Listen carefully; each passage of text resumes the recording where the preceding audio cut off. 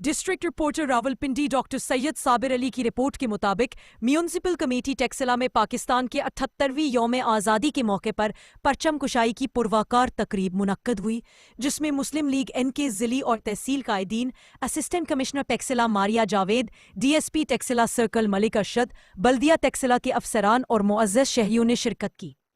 तकरीब का आगाज कौमी तराने से हुआ, जिसके बाद परचम कुशाई की गई। इस मौके पर शजरकारी मुहिम के तहत यादगारी पौधा भी लगाया गया, जबकि पाकिस्तान की 78वीं सालगिरह का केक काटा गया। खताब करते हुए ज़िली सदर मुस्लिम लीग एन हाजी मलिक उमर फारूक ने कहा कि पाकिस्तान का परचम हमेशा सरबुलंद रहेगा।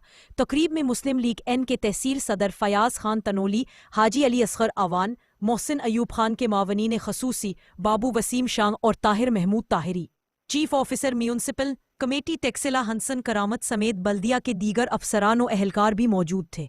इस मौके पर शुरका ने पाकिस्तान जिंदाबाद के फलक शगाफ नारे लगाए और वतन की सलामती के लिए दुआ की। इस साल अल्हम्दुलिल्लाह पूरी दुनिया में एक Asian tiger, Asian super power बन के सामने आया है, जिसकी मुबारक ना सिर्फ पाकिस्तानियों के लिए बल्कि पूरी उम्मत मुसलमान के लिए है।